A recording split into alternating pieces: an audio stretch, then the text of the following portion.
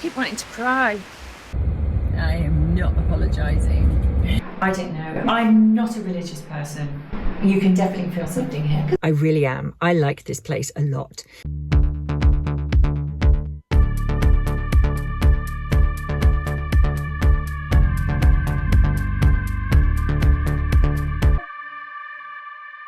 So after a very uneventful and peaceful night in Coomwood, I got up and decided to have a mentality that I'm going to get ready as if I've done this 100 times before. So kettle went on, making the coffee, make my bed and basically get ready for my day. It's a very strange thing when you are getting ready for your day. Cleansing my face, doing my toner and my moisturiser and doing all the normal things that we do every single day. Except on the other side of the window is somebody potentially just pulling up and getting their dog out and walking the dog. It's a very strange feeling, I have to say, but I'm beginning to get used to it already. Nobody knows what's on the inside of the van and what's going on, and it doesn't really matter. They don't care anyway. Brushing my teeth and making my bed, tidying up. Oh my goodness, tidying up.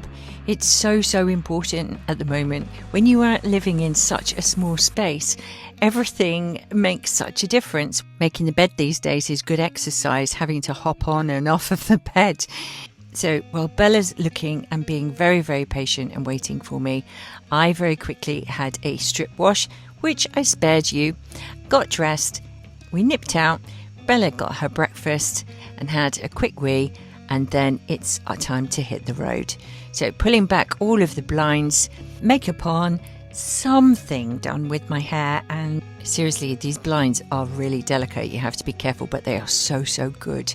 Getting my Google Maps ready, and we are on our way. Rhyl is the destination for this morning, so let's get this day started.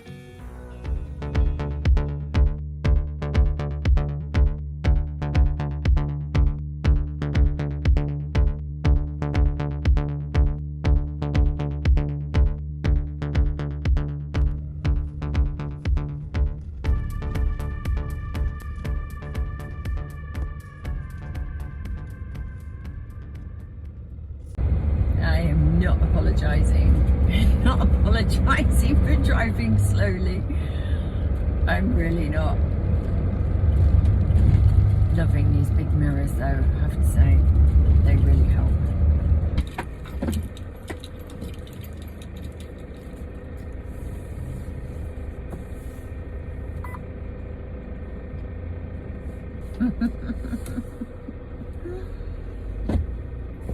Oh my god, that was so lucky that happened there, and I could reverse back. It was another van coming the other way. Oh, here's another one.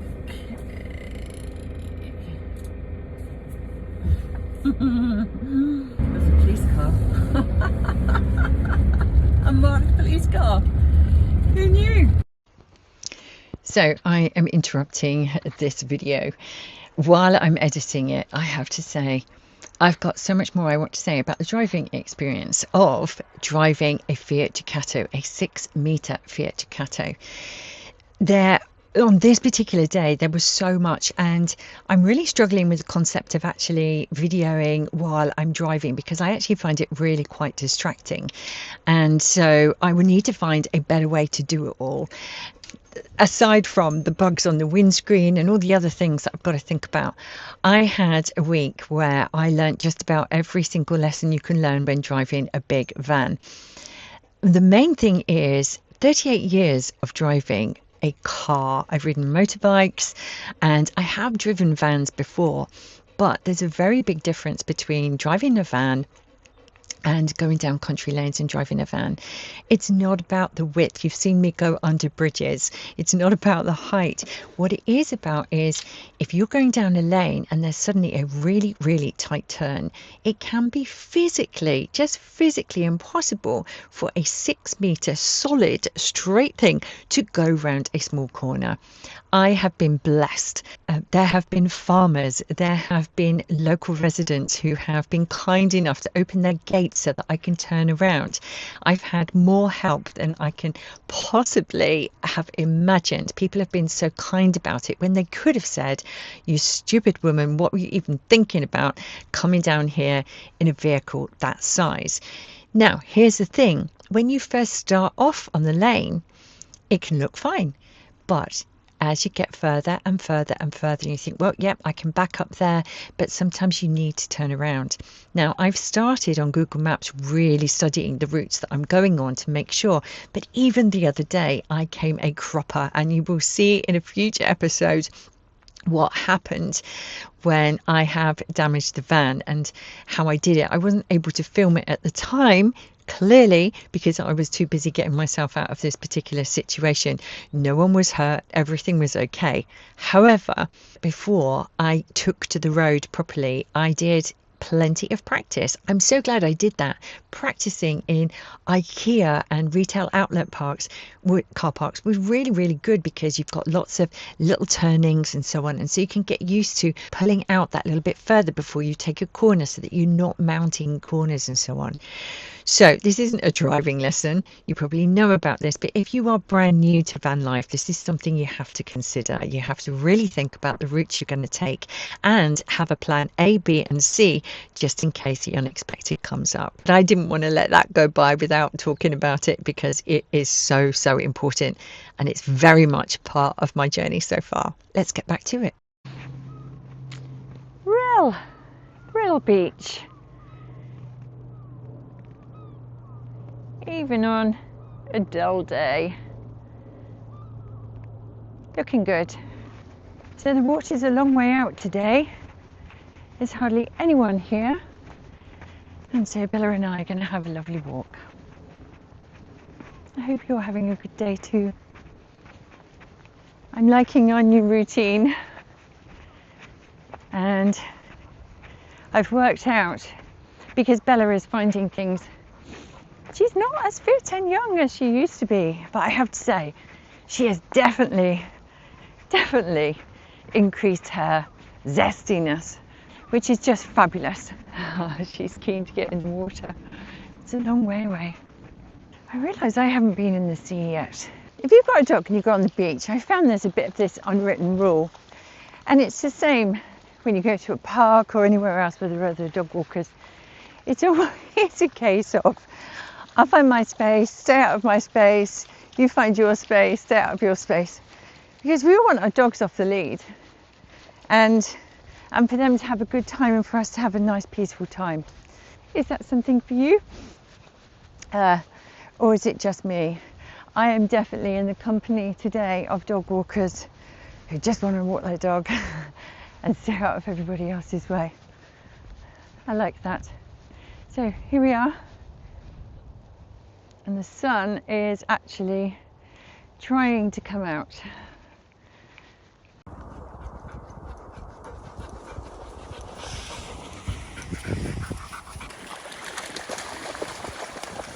So I've just had that moment where I've realised I haven't put my feet in the sea, and I thought to myself, I can't do it now because I'll get all wet and I'm going to get back in the van. And then I realised that that's okay, because I've got clean socks, I've got clean clothes, I've got towels, I've got everything I need in my van. So let's do it. It's all about having a different mindset with van life. Oh, that's so cold. That's so cold. Oh my god, it's so refreshing. This is me with my happy face on, toes in the water. Freezing cold. It feels alright now. This is why I should do more cold water swimming. And Bella's joining me as well. My other camera is packed up, so I hope you're going to be able to see this alright. Oh well, you know, whatever. It'll work out. So my plan was to have a really good look around Prestatyn and Rhyl, but the weather wasn't brilliant, and I have to say I found it so difficult to get around. There is an air, a feeling, call it whatever you want, that motorhomes and campervans are not welcome. And so I made a decision after going through so many car parks that had restricted barriers I even got to a stage where I decided to go to Colwyn Bay because there was a big supermarket and I needed to stock up, only to find, yep, you guessed it, another height restriction.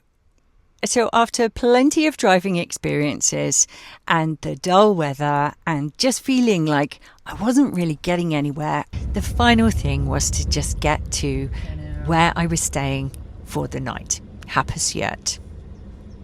But there was one more problem that I needed to deal with.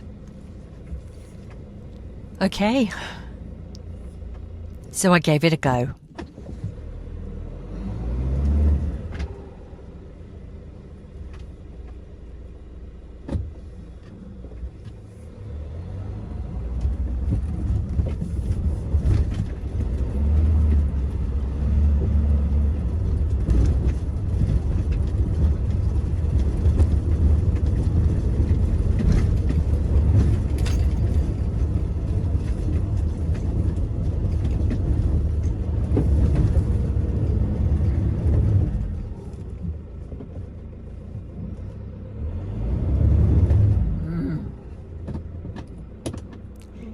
Now, it doesn't actually look that steep from here, and I wasn't going to get out and film it from the side at this point, but there was a lot of loose shale and it was just impossible to get up. Now, I did give it 3 goes. I had full-on traction, I had it in manual drive, and I just couldn't get up there. So I decided to call it a day, and Jack, the owner, very kindly found me somewhere else to park my van for the night.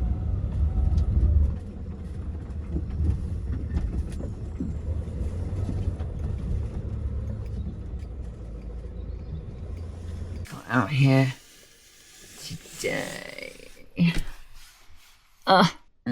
Miserable. Ready? She's out already. Ready, Bee? It's funny, isn't it, what you learn? Because I always thought doing this for a dog would be like, why would you make it scavenge around for its food? But in actual fact, it's really good for her brain, her senses. This is what happens when we get a bit of knowledge, right? And you know something better, you can make different decisions. Makes you less judgy as well. So I guess the lesson there is don't assume you know everything. Whether it's feeding your dog, getting a camper van, taking a job no one else thinks you should take, being with someone that no one else thinks you should be with. It's interesting, isn't it? When you start to think like that. And just for the record, I can't help myself. I have to go around and check that she has found every single one. And I have to say, up until now, I've been doing this for about a year. Up until now, I've never found a single morsel. She's very good at it. I also understand that it's supposed to be very good to be with them when they are eating. Because if you think about it, they're pretty vulnerable. They're focusing on what they're doing. And so it's supposed to reduce their anxiety if you stay with them while they're doing something like this. So this is definitely quality time for me and Bells. Twice a day, every day, we do this. And it makes it way more fun. And I think it's good for my anxiety as well. Van life is definitely making me reprioritise the things that are important and taking just a few minutes each day to do this. 15, 20 minutes. It allows me to gather my thoughts, think about certain things. I'm going to move away in case she comes into shock. She's having a poo. A lady's got to have her dignity. And yeah, just get a bit of fresh air. So it's good all round. Let me know, have you got a dog? Have you tried this? Look at her. Now tell me that's not good for her. This is definitely something I really didn't factor in. How many times you take off your boots. Today's beach.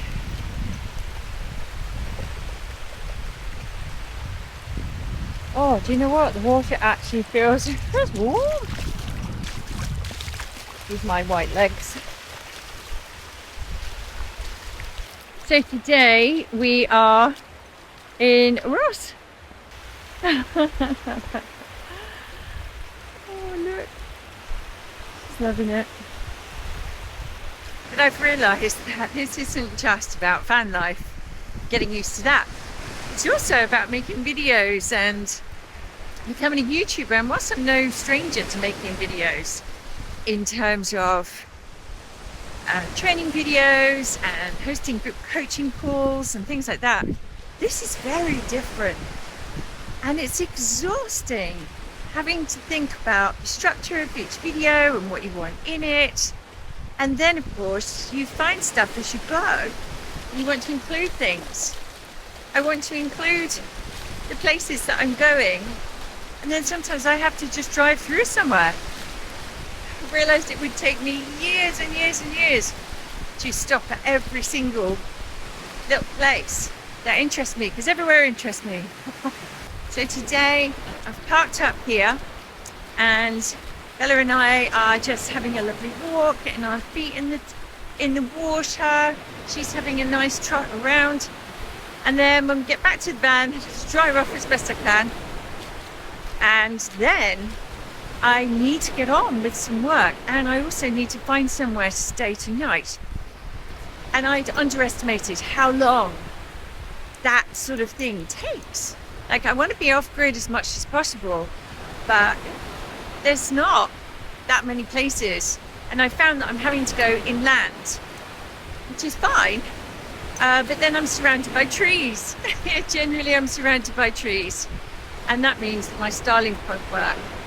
So I am now, when we get back to the van, I'm planning to have lunch in the van. I'm going to open the door, parked right on the beach.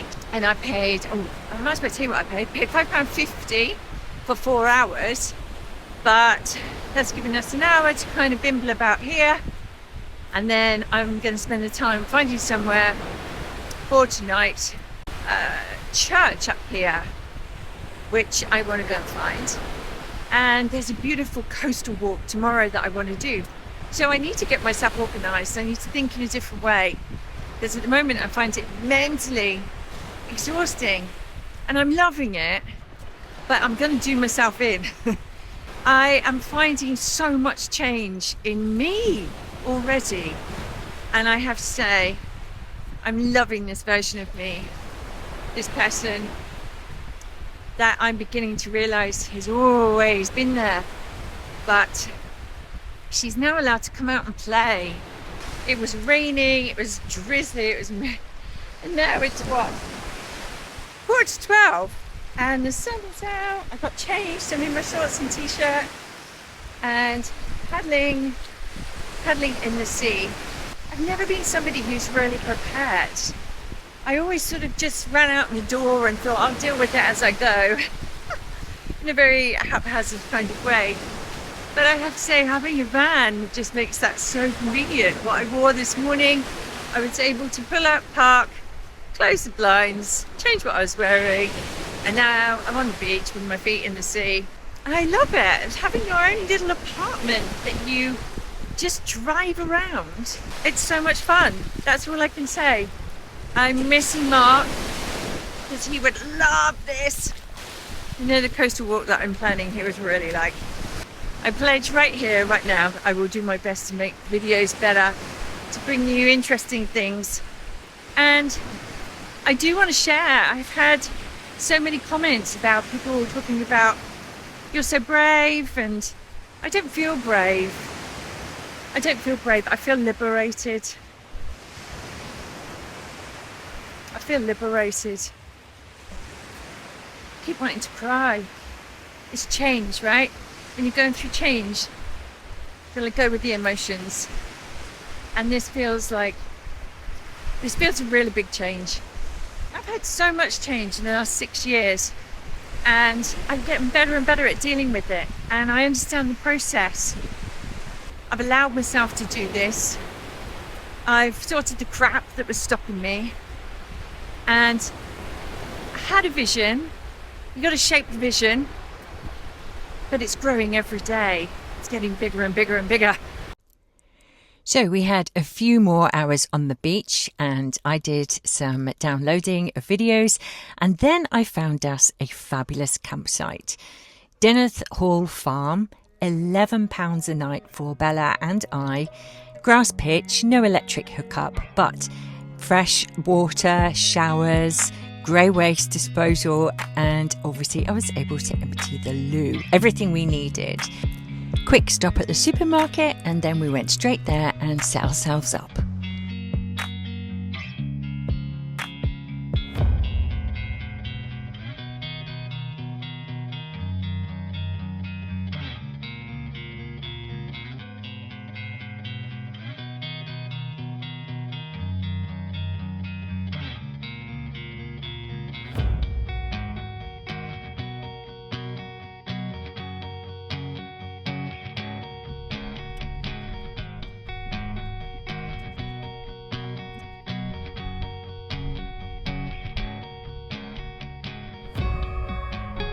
Here she is, ADHD aware dog. Yes, we are going. She's not impressed. She's not impressed.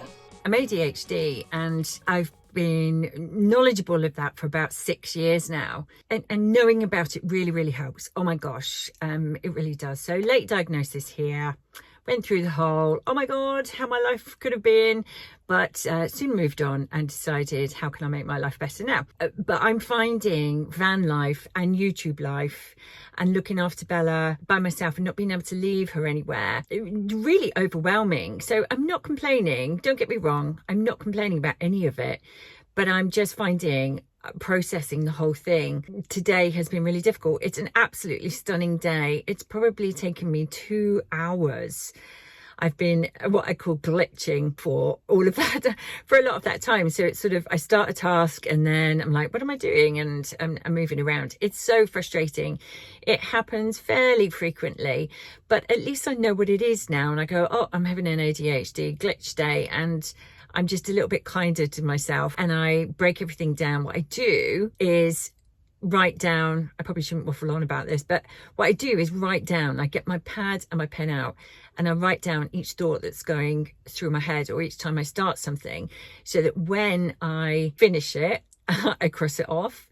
Or sometimes I write things and I have the urge to do it there and then, in which case I just do it. Then I can go back to my list and see what I was doing before. So it's a very simple process, but my goodness, it really, really helps me. So now all the checks have been done. I'm desperate to get out for a coastal walk. I want to go up to Little Orme. So I'm going to go and do that now. Found where to park. I'm so glad that I'm staying here another night because I just don't have to think about that. And Bella and I are going to go and have a lovely walk. I feel like I've only got so much mileage in Bella each day. So it's about 10:30 at the moment and she's just been around the campsite. So it's just very overwhelming. And I want to deliver the best videos I possibly can.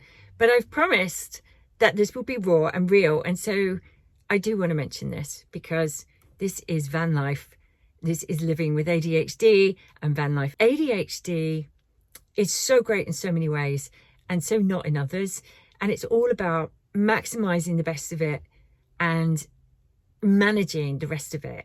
I've never, ever seen it as a disability. What is it? It's the same. I'm short-sighted, right? I'm short-sighted. I wear contact lenses. I wear reading glasses as well. At the same time, my eyesight is really bad.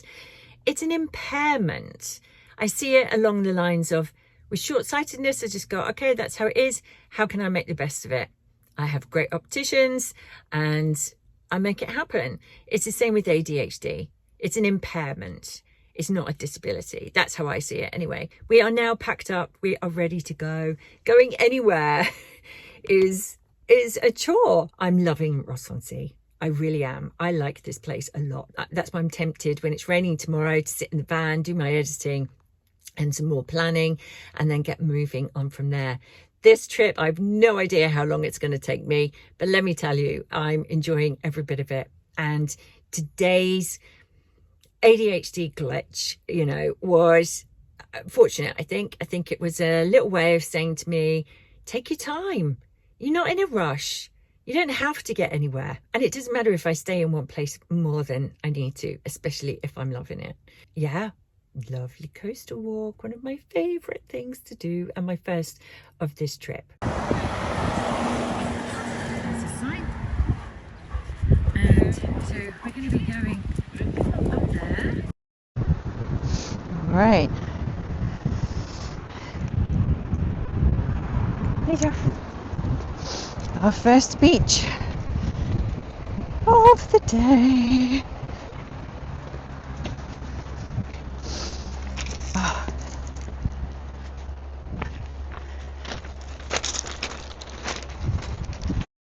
So you might think I'm insane keeping my nice thick jumper on when the sunshine is like this. Look at it.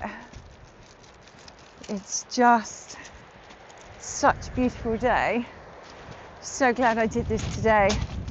But the wind, it's freezing.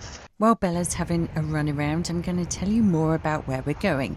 We're currently on Penryn Beach and we are heading up to Little Orme. Little Orme is the quieter, wilder neighbour to the Great Orme. These houses are really rather nice. It'd be nice to have this view every day.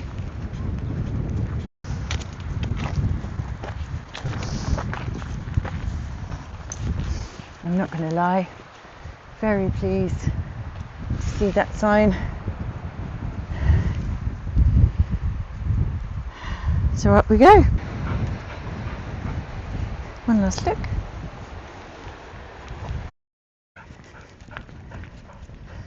So this is still the coastal path. I just checked with someone. So I thought I'd include this because it's a little bit disorientating. It doesn't look like a traditional pathway, but all good. This is the start. This looks a bit more like it. So here we are, the Little Orme. I think we'll go this way. There's lots of protected wildlife here on Little Orme, and whilst this sometimes gets overshadowed by its much bigger neighbour, the Great Orme, people tend to say they actually prefer this one because it feels a little wilder, it's definitely quieter and a lot less touristy. It's got this raw, untamed energy to it. The cliffs and the headland here are made from limestone. They started forming around 300 million years ago, back when this whole area was under a tropical sea. Break my bench time. I think that's pretty good. It's very sturdy. I'm going to write a criteria list. So I'm just going to sit on it here.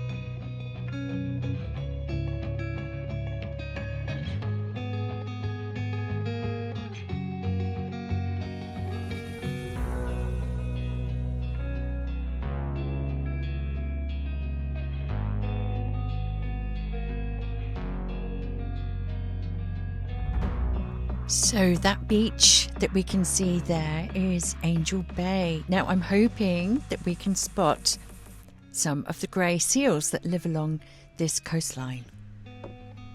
Yes, look!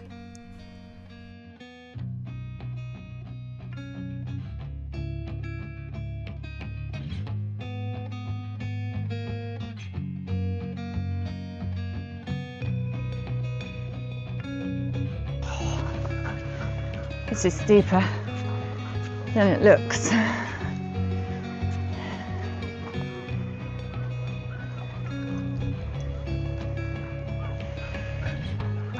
Oh, my fitness is not what it was. But I'm sure doing more of this will soon be back on track. Oh, we're nearly at the top. So,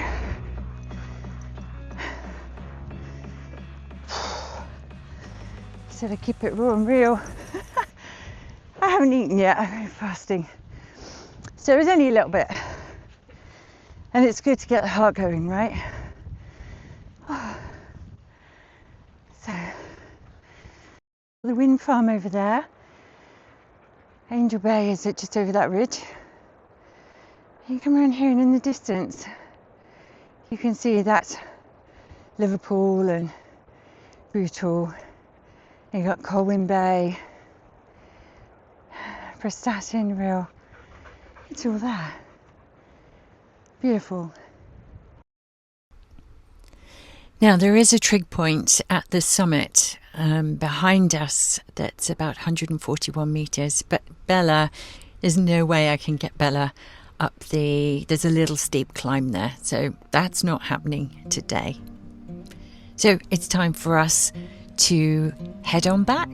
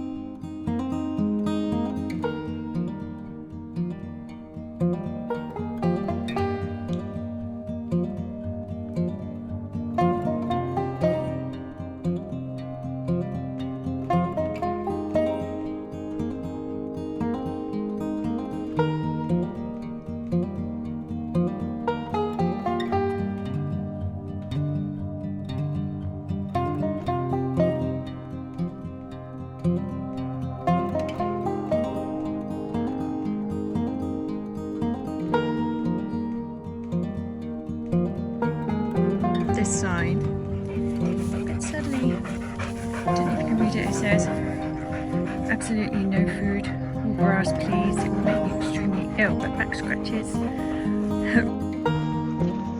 I love a public footpath. Bella. Just for the record, you can see there are lots of lambs, there are lots of sheep there, and we are in a path like this. So Bella can't even see them.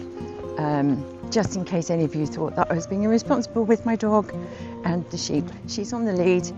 We're walking down this pathway. She can't even see them, and she hasn't batted an eye.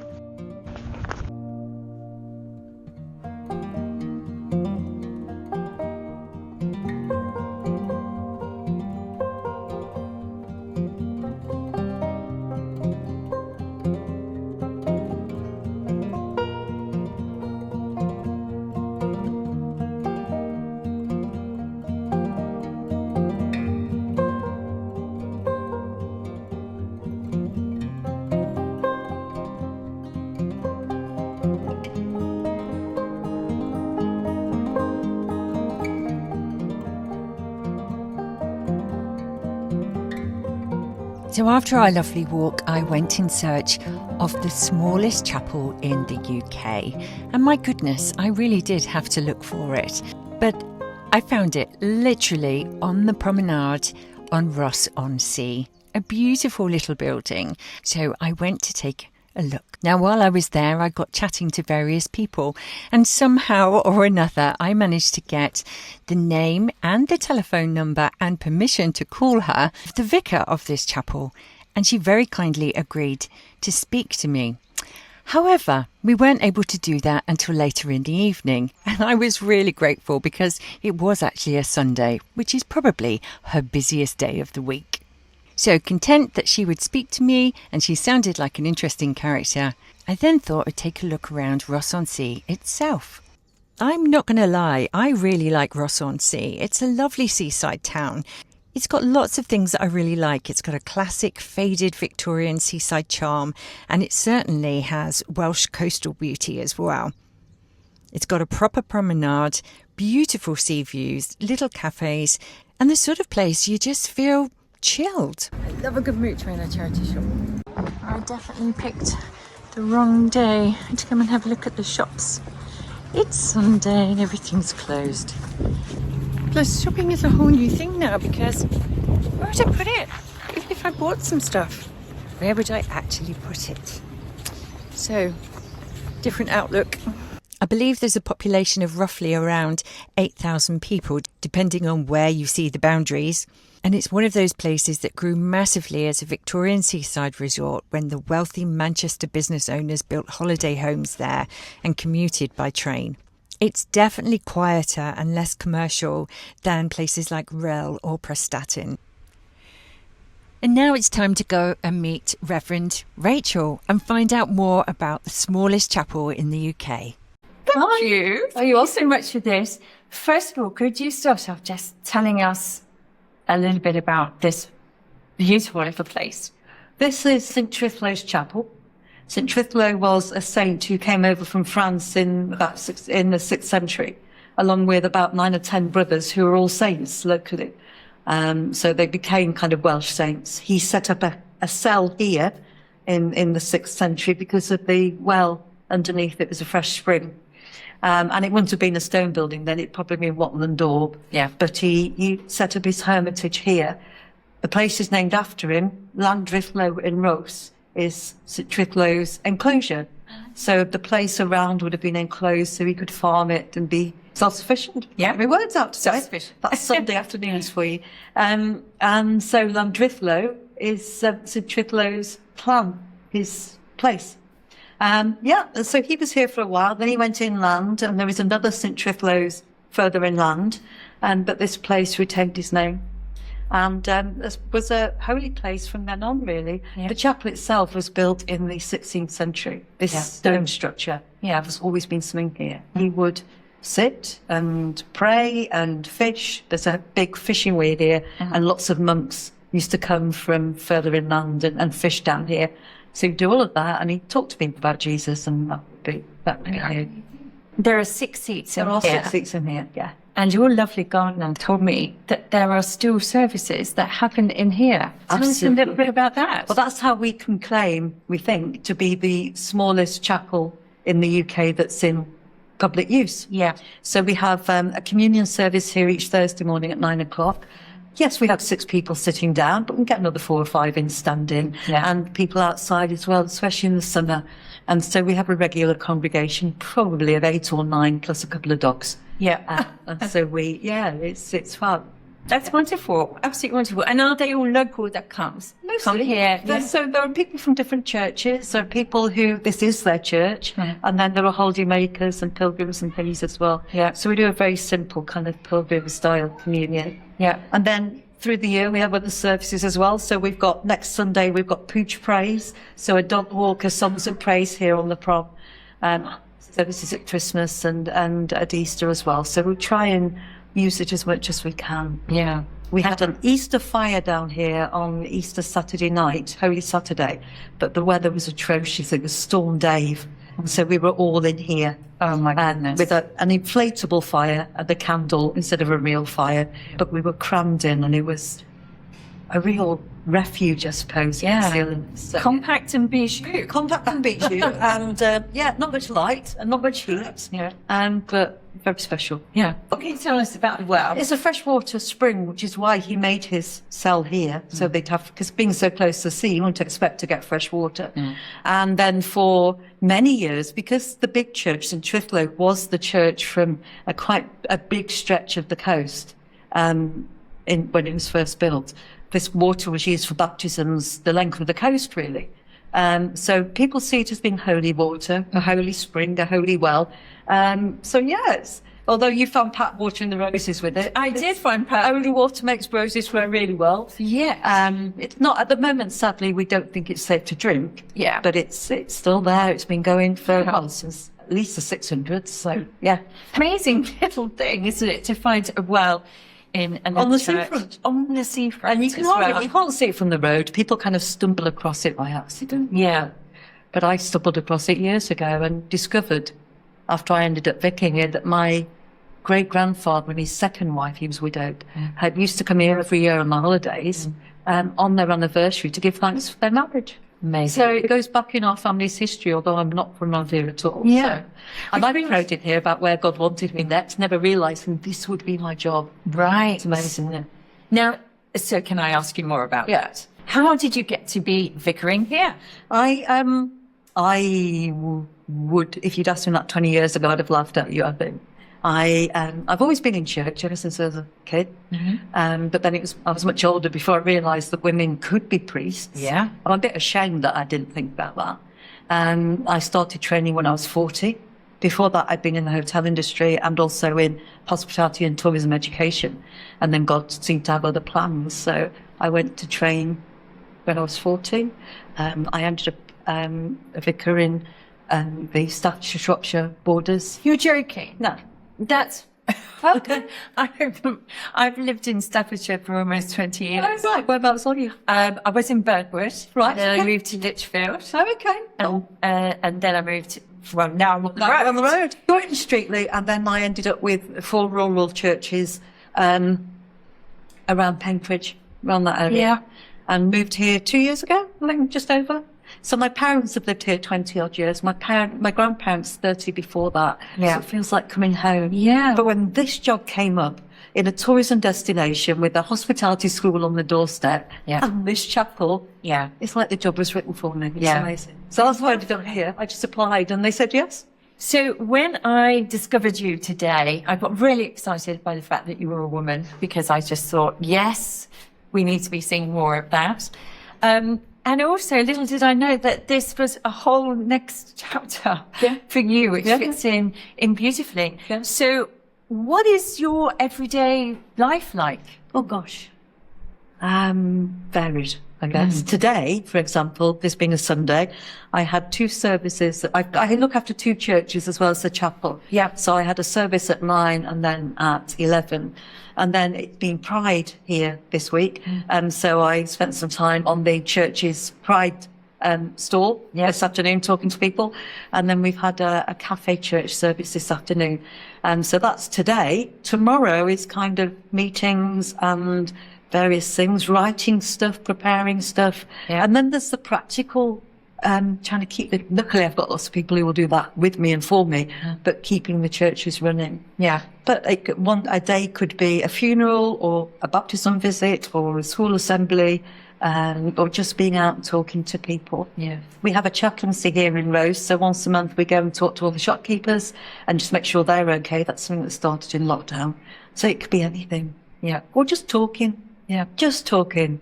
As you can tell, I love talking. So do I. We're in good company. We're in good company. How does this way of life compare to your hospitality world? Well, the hours are much better and the pay is not much better. No, it's in lots of ways, it's very similar, isn't it? We're balancing people's expectations all the time. I get to be with lots of people all the time, which is amazing.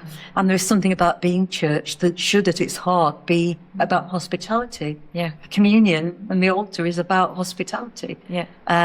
So, I think there's a lot of similarities. I think God was kind of using that to get me ready. I'd love to ask you, if I may, you said earlier, God had other plans for me.